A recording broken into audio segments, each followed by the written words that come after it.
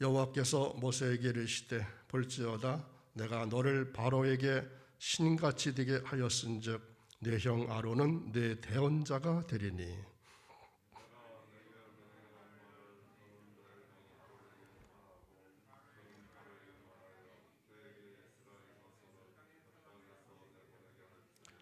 내가 바로의 마음을 완악하게 하고 내 표징과 내 이적을 애굽 땅에서 많이 행할 것이나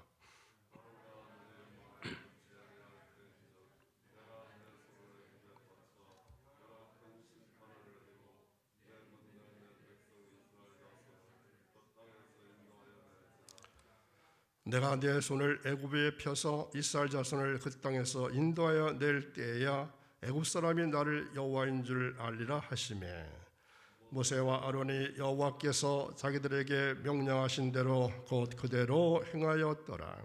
그들이 바로에게 말할 때에 모세는 80세이었고 아론은 83세이었더라. 아멘. 교회에서 문자가 갔겠지만 노성환 권사님 어머님이 돌아가셨습니다. 그래서 오늘 조문을 가게 됩니다. 10시 30분에 교회에서 출발합니다. 가실 분은 10시 30분까지 교회에 나오시기 바랍니다. 오늘도 새벽을 깨우신 사랑하신 여러분, 살아있음이 곧 은총입니다. 하지만 우울한 세상에서 살아가느라고 우리는 어찌 보면 많이 지쳤습니다. 그렇지만 오늘 주시는 하나님의 말씀을 통해서 또 여러분들의 기도를 통해서 회복의 역사가 있어지기를 간절히 축원합니다. 자, 오늘 말씀을 나누기 전에 7장에 어떤 내용이 들어있나 개요부터 살펴보겠습니다. 성경 갖고 계신 분은 눈으로 보시면서 정리해 보시기 바랍니다. 바로의 강력한 반발과 동족 이스라엘의 극렬한 불만으로 위기에 몰렸던 모세에게 하나님은 사명의식을 다시 한번 고취시키어서 그로 하여금 재차 다시 바로 앞에 서서 이스라엘의 출애굽을 요구할 수 있게 하셨습니다. 그 말씀이 오늘 읽은 7절까지 말씀이고, 그리고 13절까지는 모세는 첫 번째 요구 때보다 더욱 강렬한 어조로 바로에게 출애굽을 요구하는 동시에 지팡이 이적으로 애굽 종교에 대한 애굽 종교의 상징은 뱀입니다. 그리고 여호와 하나님의 상징은 지팡이입니다. 애굽 종교에 대한 여호와 하나님의 우월성을 강조하는 말씀이 13절까지고요. 그리고 마지막 14절 25절까지는 애굽의 젖줄이요 애굽 종교의 근거지를 할 수 있는 나일강의 물을 죽음을 상징하는 피로 변하게 하는 이적을 베풀므로써 하나님의 뜻을 거역하는 자의 처절한 죽음을 엄중히 경고했습니다.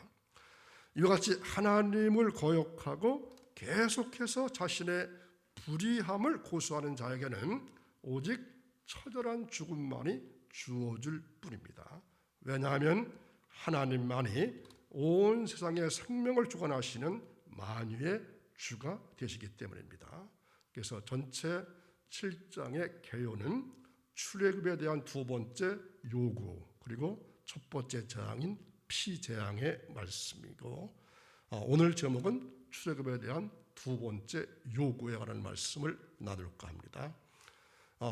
오늘의 중심 단어는 강팍의 의미 또는 완악, 강팍이라고 하는 말, 백성들의 요구와 태도, 모세에게 주신 하나님의 위로, 신의 존재, 이러한 중심 단어를 찾아볼 수 있기 바랍니다. 3절에 보면은 바로의 마음을 하나님께서 완악하게 하셨다, 이런 말씀이 나오죠. 옛날 개역 성경에는 한글 성경에는 이 강팍이라고 말을 하죠. 완악, 강팍 이렇게 말합니다. 이 강팍하다는 말은 잘 쓰는 말은 아니죠. 근데 시브리어 뜻은 목이 곧아서 오직 자신의 주장만을 절대적인 것으로 아는 아나무인격인 모습이 강팍이라고 하는 말입니다. 이 영적으로 강팍하다는 뜻은 두 가지가 함축되어 있습니다. 인간의 자유의지와 하나님의 은총 사이에서 갈등이 생겨나고 있다. 이게 강팍의 의미입니다. 인간의 자유의지와 하나님 은총 사이에 갈등이 생겨나고 있다. 또 하나는 하나님의 뜻에 대적해서 인간의 의도적이고도 완전하게 저하고 있음을 의미합니다. 이 완악해진 마음은 무지와 오류가 있는 곳에서는 생겨날 수밖에 없습니다. 하나님의 역사를 가로막는 이 사탄의 역사가 그 마음에 가득 차 있는 것을 의미하고 하나님의 역사에 일부 한 발자국의 양보도 할 수 없는 메마른 심령의 상태, 이게 완악한 마음, 강팍한 마음입니다. 자, 여러분은 인간이 하나님의 심판을 받아 멸망하는 이유를 아시겠습니까? 여태까지 성경도 많이 읽으셨고 또 설교도 많이 들으셨고 나름대로 신앙관이 있을 텐데 왜 하나님께서 인간을 심판해야 되는 것입니까? 물론 여러 가지 이유가 있겠지만 하나님 앞에서 죄를 범했을지라도 그 죄를 회개하지 않으므로 멸망당하는 것입니다. 죄를 회개하지 않기 때문에 멸망당하는 것입니다. 하나님은 범죄한 인간을 구원하시기 위해서 독생자 예수님을 이 세상에 보내시기까지 하시며 인간을 사랑하셨습니다. 즉 나를 사랑하셨습니다. 그리고 다양한 방법으로 여러 가지 방법으로 우리에게 말씀하셨고 우리가 말씀하고 계시고 우리가 하나님께 회개하고 돌아가기를 원하십니다. 그럼에도 불구하고 회개를 마다함으로써 하나님의 준후한 심판을 받은 자들이 성경에도 참으로 많이 나와 있습니다. 그 대표적인 인물이 바로 지금 우리가 공부하고 있는 바로입니다. 오늘 본문에 하나님께서 회개하지 않은 바로와 그 백성들에게 무서운 재앙을 내리시기를 작정한 사실이 기록되어 있습니다. 하나님께서 세상을 점점 더 강팍하게 하시는 것은 믿는 이들로 하여금 신이 되게 하시려는 하나님의 뜻입니다. 하나님께서 또다시 바로 앞으로 가는 모세에게 이렇게 말씀하십니다. 볼지어다 내가 너로 바로에게 신이 되게 하였은즉. 자, 1절 말씀 보겠습니다. 여호와께서 모세에게 이르시되 볼지어다 내가 너를 바로에게 신같이 되게 하였은즉 내 형 아론은 내 대언자가 되리니. 아멘. 자, 여기서 신은 전능하신 하나님을 가리키는 말이죠. 바로에 대한 모세의 우월성을 한마디로 압축해 놓은 것입니다. 모세와 아론은 바로에게 하나님의 백성을 보내려고 아무리 바로가 완악해져서 서술이 시퍼렇게 역사하는 것 같아도 결국 사탄의 역사는 하나님의 능력 앞에 무릎을 꿇을 수밖에 없다는 것입니다. 호렙산에서 하나님께서 소명을 받은 모세는 미디안 광야에 40년 도피 생활을 청산하고 마침내 출애굽 인도의 대사명을 띠고 애굽으로 귀환했습니다. 귀환한 다음에 모세는 이스라엘 장로들에게 하나님의 뜻과 계획을 전달했죠. 또 이 소식에 애굽의 압제와 고역 중에 시달리고 있던 백성들은 어떻게 했습니까? 너무나 기뻐했죠. 하나님을 경배하면서 그 사신인 모세를 믿었습니다. 이에 모세는 의기양양하게 바로에게 나아가서 여호와의 이름으로 이스라엘 백성들의 출애굽을 요구했습니다. 그러나 이 같은 모세의 출애굽 요구에 대해서 바로의 대응은 어땠습니까? 냉담하고 또한 가혹했습니다. 그도 그럴 것이 당시 각종 큰 건축과 관계 사업에 수많은 노예의 사역은 필수적이었고 애굽은 그 막대한 사역을 60만 명에 이르는 이스라엘 백성들의 부역으로 충당하고 있었습니다. 이제 모세가 그들을 보내라고 하니까 바로는 펄쩍 뛸 수밖에 없었습니다. 그래서 바로는 모세의 요구를 철저히 무시한 채 이전보다도 훨씬 더 잔혹한 압제 정책을 펴서 다시는 그러한 말을 입에 담지 못하도록 하고자 했습니다. 그 결과 바로는 감독자들과 간역자들을 앞제비로 내세워서 도무지 감당하기 힘든 잔혹한 중노동을 이스라엘에게 부담시켰습니다. 따라서 공사의 현장마다 발길질과 채찍질이 난무하게 됩니다.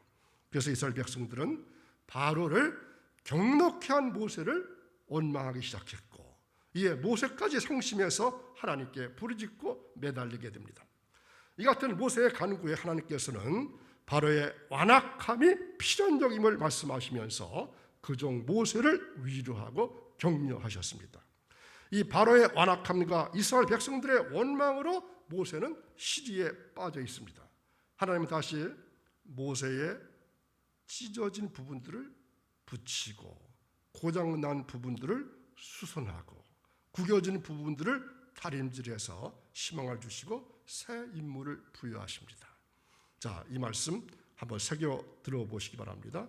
모세의 찢어진 부분들을 어떻게 하고 붙이고 고장난 부분들을 수선하고 구겨진 부분을 다림질해서 희망을 주고 다시금 새 인물을 부여하십니다. 모세는 바로가 거절하고 백성들이 원망하는 것을 바로나 백성들을 나무라지 않고 자신의 둔함 때문에 그렇습니다, 이렇게 여기게 됩니다.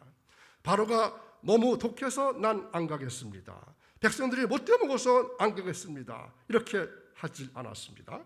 모세는 자신의 입이 어떻다고 둔하다고 둔한 것을 탓했습니다. 여기에 지도자로서의 모세의 위대함이 있습니다. 우리는 너무나 쉽게 남을 탓합니다. 그러나 남을 탓하고 자신을 숨기는 것은 지도자로서 하나님 앞에서 올바른 자세가 아닙니다. 하나님께서 모세를 수순하고 붙이고 다름질하시는 방법을 보십시오. 첫째는 대언자를 세워주셨죠.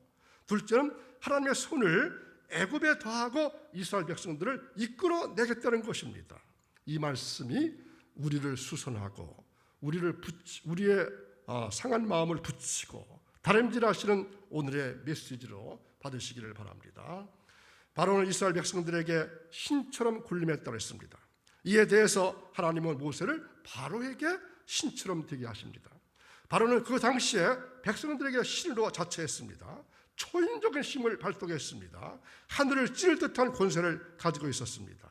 그러나 바로의 권세는 땅에서 하늘을 찔렀지만 모세의 권세는 하늘로부터 땅으로 내려오는 것이었습니다.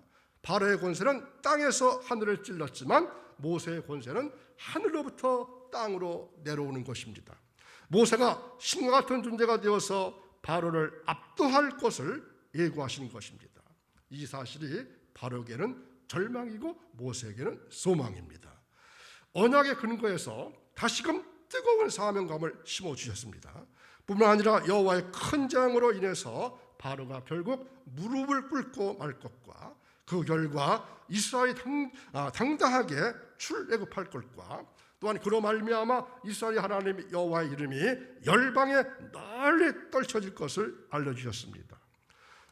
본문 전반부에 바로의 말씀이 바로 하나님께서 모세에게 이 같은 위로와 확신을 심어주는 장면입니다. 이때 모세 나이가 몇 살? 80대고 그의 형이자 대원자인 아론의 나이는 83세. 대략 1446년경이었어. 주전 1446년경이라고 말하죠. 그러니까 지금으로부터 한 3,500~600년 전의 이야기입니다. 그리고 이때의 애굽왕 바로는 애굽 제18왕조의 6대 왕으로 부왕인 투토모스 3세의 뒤를 이어서 젊은 나이에 왕위에 오른 아멘호텝 2세로 추궁됩니다. 자, 진짜 그림을 볼 수 없고 사진을 볼 수 없고, 자, 벽화에 나와 있는 그림을 한번 보겠습니다. 추정되는 겁니다. 확실치는 않을지 모르지만 바로 이 바로 왕 그 중에 아멘호텝 2세라고 하는 왕입니다. 젊은 나이에 20살쯤에 왕이 된 그러한 사람이고 이제 모세와 출애굽을 다퉜던 그러한 왕입니다. 오늘은 하나님과 단일 운동을 소유해서 바로 앞에 신과 같은 존재가 된 모세에 대해서 공부하고 있습니다. 자, 여러분 출애굽을 공부하기 전에 당부드릴 말씀이 있었죠. 성경에 나오고 있는 모든 인물, 모든 사건은 누구로 보라? 바로 나로 보라, 나로 보라 이렇게 말씀드렸죠. 우리 각자가 사실은 모세입니다. 이 모세가 어떻게 변화되고 변화받아서 하나님의 모습과 형상을 닮아서 아론 앞에서나 바로 앞에서 신과 같은 존재로 되는가 하는 것이 중대합니다.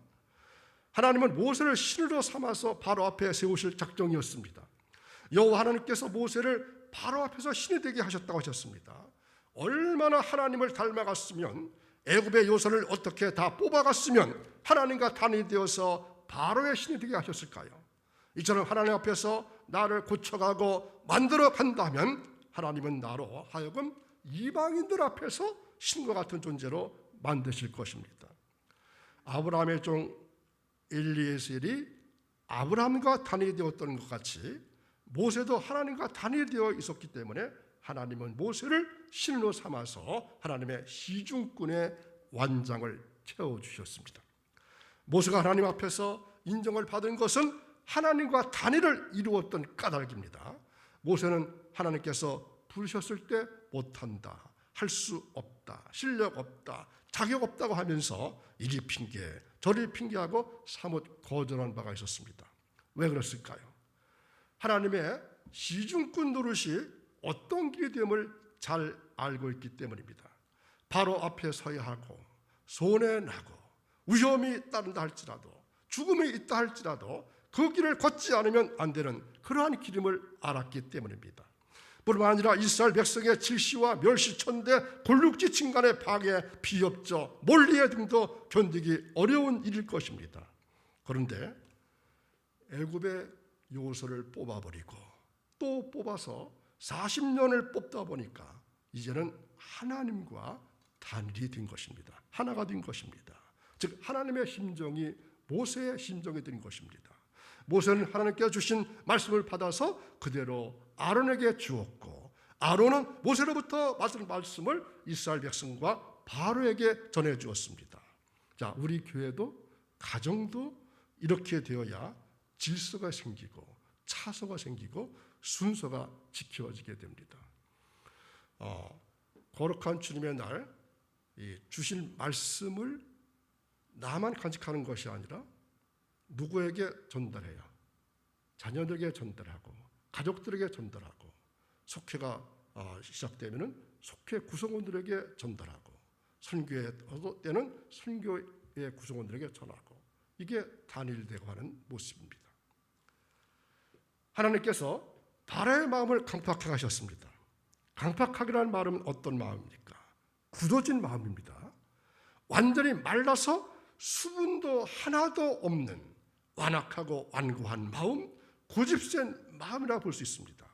마음이 굳어져 버려서 하나님과 교통이 안 되고 단절되어 버리는 마음이 강팍한 마음입니다. 그런데 바로가 문제인 줄 알았더니 나라고 하는 나 모세가 문제인 것을 알게 되었습니다. 얼마나 하나님께로부터 받은 대로 하느냐가 문제입니다. 얼마나 하나님께서 세워주신 대로 신이 되며 얼마나 받은 말씀대로 아론에게 바로에게 백성에게 살았냐가 중대한 문제입니다. 우리는 사건을 만나게 되면 그 사건이 문제인 줄 아는 경우가 많습니다. 그러나 그 사건을 일으키시는 분은 하나님이시고 바로를 강팍하게 만드는 분도 하나님이십니다. 이것을 알고 나를 온전히 하나님과 단일이 되어갈 수 있도록 만들어가는 것이 성도의 급선무여 제일 큰 일입니다. 이 성경 다음으로 많이 팔렸다고 하는 책이 철로 역정이라고 하는 책입니다. 여기에 보면은 한 그리스도인이 인간의 마음의 상징인 아주 큰 방에 들어갑니다. 그 방에는 죄를 나타내는 먼지가 잔뜩 덮여 있습니다. 그가 법을 상징하는 큰 빗자루로 먼지를 쓸어내려고 빗질을 합니다. 죄를 나타내는 것은 먼지고 법을 상징하는 것은 빗자루, 큰 빗자루입니다. 그런데 큰 빗자루로 쓸지만 먼지를 쓸어내기커녕 오히려 더 먼지를 일으킵니다. 무슨 말이죠? 법에 따라 살려고 할 때 일어나는 현상입니다. 죄를 쓸어내는 것이 아니라 오히려 죄를 자극시키게 됩니다. 우리가 우리의 힘으로 하려면 무슨 일이든 이루기는커녕 오히려 문제만 일으키게 됩니다. 그러나 하나님께 맡기면 하나님 반드시 이루어 주십니다. 하나님께서는 당신의 말씀에 귀 기울이지 않는 자에게는 관계하지 않으십니다. 우리에게 들려주는 확실한 교훈은 하나님을 대적하는 마음이 무서운 심판을 믿게 된다는 것입니다. 출애굽이라는 사건은 하나님이 새롭게 등장하는 첫 시간이었고, 모든 사람들이 하나님을 경험하는 첫 시간이었고, 동시에 하나님께서 역사 속에서 구체적으로 나타나신 첫 번째 사건입니다. 자, 신학에서는 이 출애굽 사건을 어떻게 봐야 하죠? 십자가 사건이 바로 출애굽 사건과 같은 것입니다. 이스라엘 백성이 죽음을 통과하면서 새로운 생명을 얻는 시간이 바로 십자가의 사건이라고 이야기하고 있는 것입니다. 오늘 주님은 과거와 미래 속에 있는 하나님이 아니라 오늘 지금 이곳에서 우리와 함께 하시고 하나님이 누구이신지를 나뿐만이 아니라 세상의 모든 사람들에게 드러내기를 원하고 있다고 말씀하고 있습니다. 그리고 2020년 오늘 이곳에서 분명하게 하나님께서 나와 함께 일하기를 원하고 계신다는 것을 오늘 말씀을 통해서 깨닫고 오늘을 영으로 살아가는 여러분 모두가 될 수 있기를 주님의 이름으로 간절히 축원합니다. 기도하겠습니다. 사랑의 하나님 아버지, 오늘도 우리 가운데 함께해 주셔서 지금 이곳에서 하나님의 살아계심을 온전히 경험하고 살아갈 수 있도록 해주시니 감사를 드립니다. 출애굽이라고 하는 실제적이고 구체적인 역사 속에서 하나님이 계획하시고 하나님이 누구이신지를 드러내셨던 것처럼 오늘도 우리들의 일상의 삶 가운데 지금 이곳에서 하나님이 우리 가운데 개입하시고 일하시는 것을 믿음으로, 믿음의 눈으로 바라볼 수 있도록 도와주옵소서. 이 한날도 주님 주시는 은혜 가운데 살아가게 하시되 임마누엘 되시는 주님과 동의하는 복된 하루의 삶이 되기를 간절히 원합니다. 하나님, 노승환 권사님 위로해 주옵소서. 먼저 어머님을 보내드리고 애태우는 권사님과 또한 그 가정들을 돌봐주시기를 원합니다. 또한 남은 모든 장례 절차를 하나님 맡아주시고 이 장례를 통해서 많은 식구들이 주님을 알게 되는, 주님의 은총과 축복을 알게 되는 귀한 장례식이 될 수 있기를 간절히 원하며 예수님의 이름으로 기도하옵나이다. 아멘. 370